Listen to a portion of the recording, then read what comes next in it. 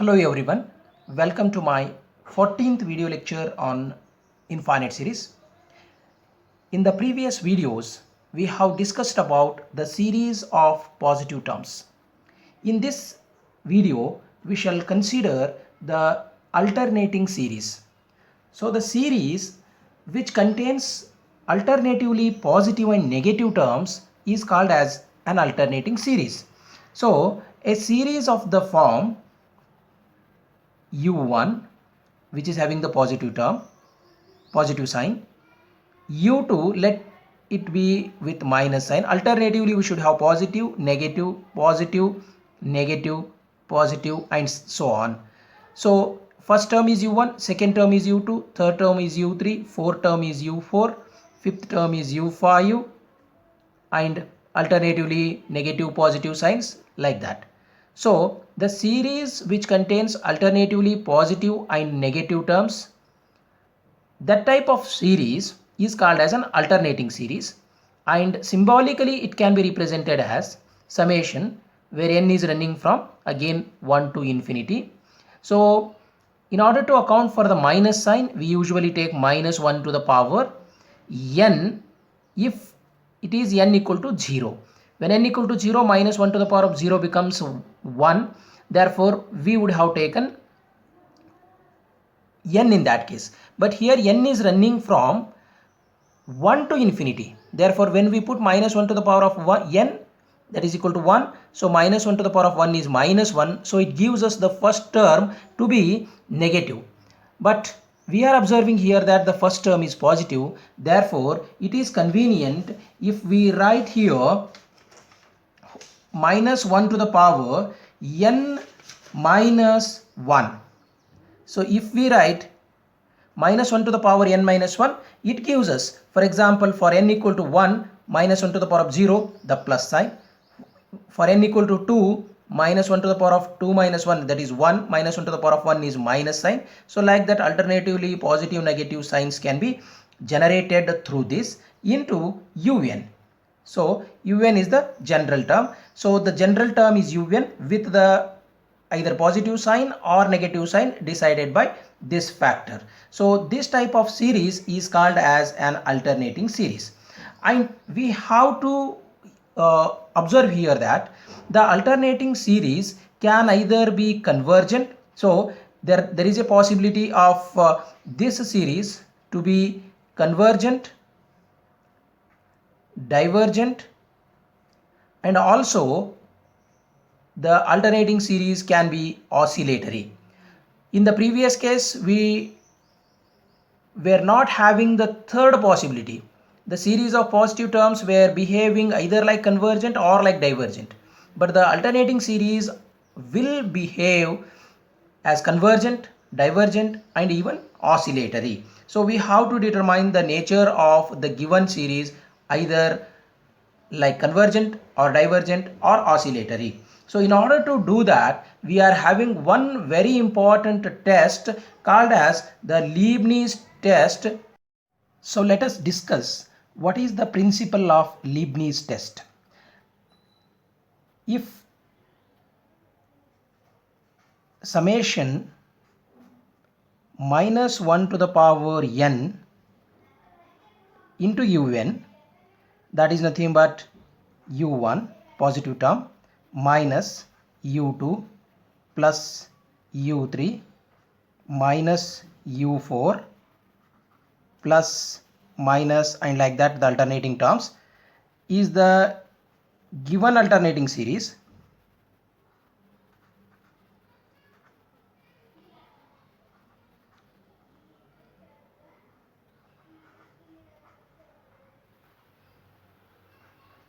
then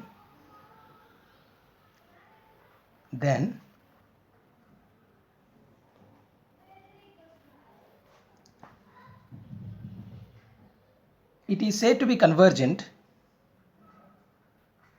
It is said to be convergent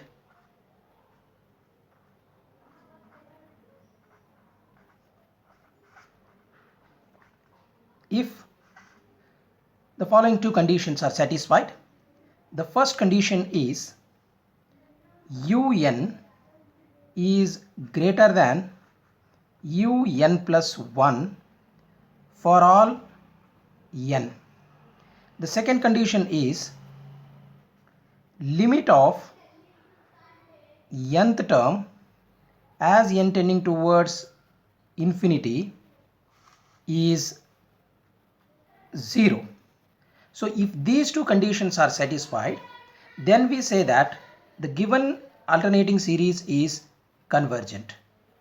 So here it is to be understood that every term must be greater than its next term. That is nothing but the terms must go on decreasing as per the statement number 1. As per the statement number 2, the nth term, when n is very large, it should tend towards 0. That is, un must be 0 as n tends towards infinity. So that is the second condition. If these two conditions are simultaneously satisfied, then we say that the given series is convergent. Now, it should be noted that when the limit of nth term is not equal to 0, that is, limit as n tending towards infinity of un is not 0, then the given series is said to be oscillatory. So this is the condition for the oscillation of the given alternating series. The Leibniz test will give us the information that when the given alternating series is going to converge. So let us solve a couple of examples using this principle. Let us consider the first example. Here we need to find the nature of the series 1 by 2 minus 3 by 4 plus 5 by 6 minus 7 by 8. So the given series is an alternating series and it can be written as summation minus 1 to the power n minus 1. So it accounts to the positive and negative sign in the alternating series into un.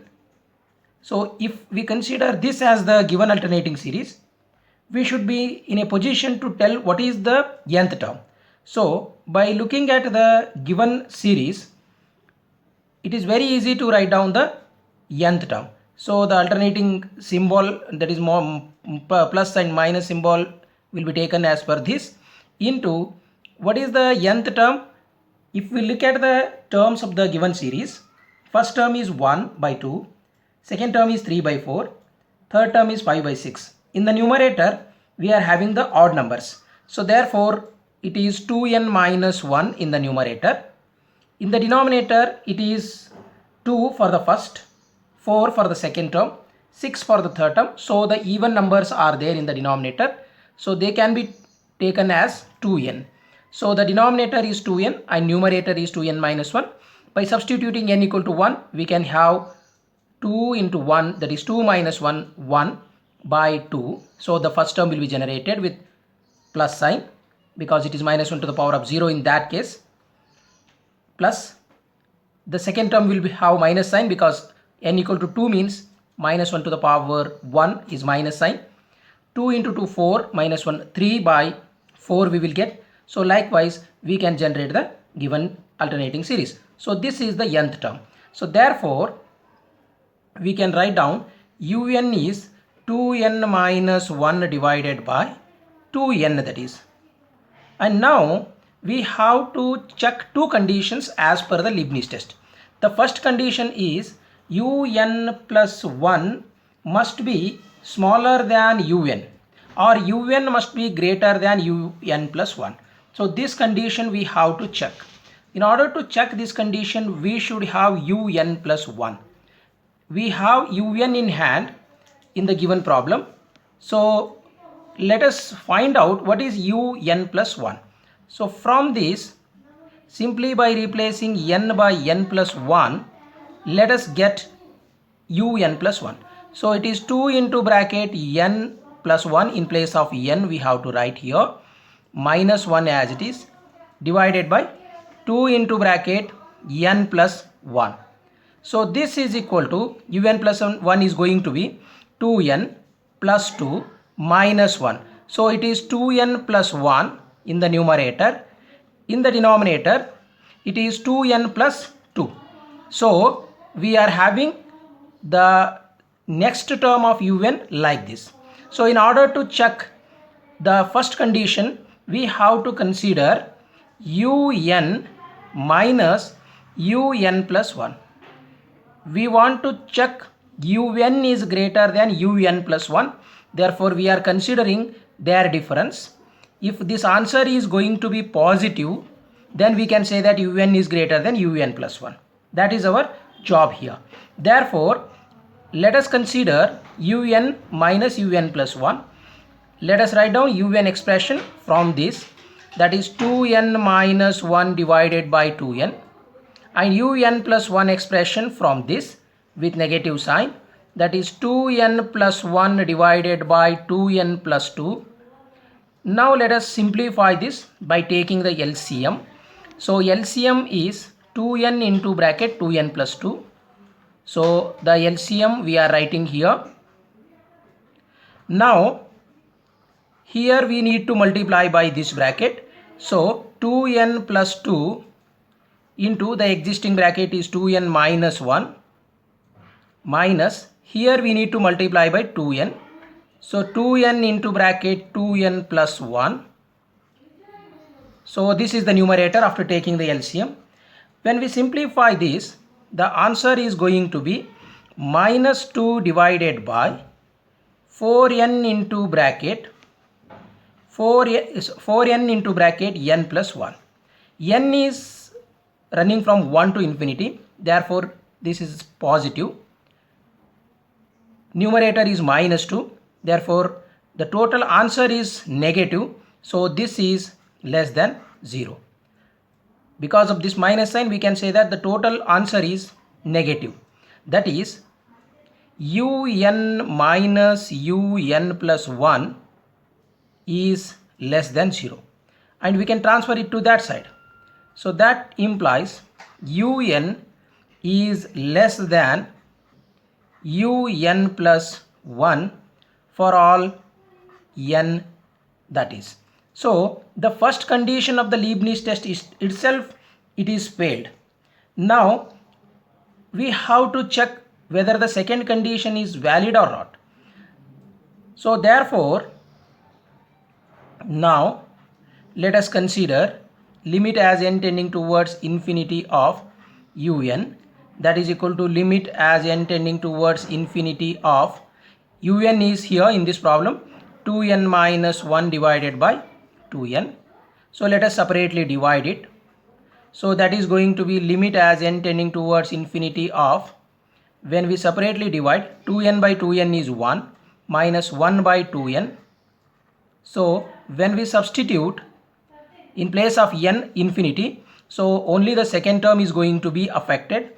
First term as it is 1 minus 1 by infinity is 0. So therefore the answer is 1, which is not equal to 0. So the limit of un as n tending towards infinity is not equal to 0. Therefore by Leibniz test, what can we conclude? So this tells us that the given alternating series is oscillatory. When nth term un as n tending towards infinity is not equal to 0, then the series is oscillatory as per the note which we have considered in the statement of the Leibniz test. So therefore by Leibniz test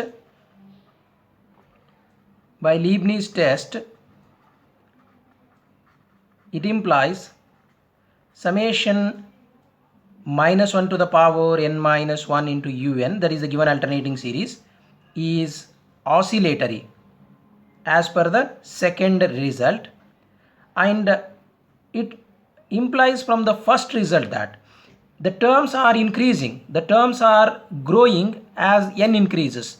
Therefore it oscillates, it is oscillatory and it oscillates between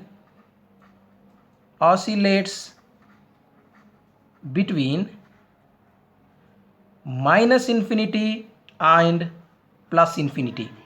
So that we have to observe from the two results, that is un less than un plus 1 tells us that the values of the terms at a very large, for a large value of n, either minus infinity or plus infinity as per the sign of that particular term.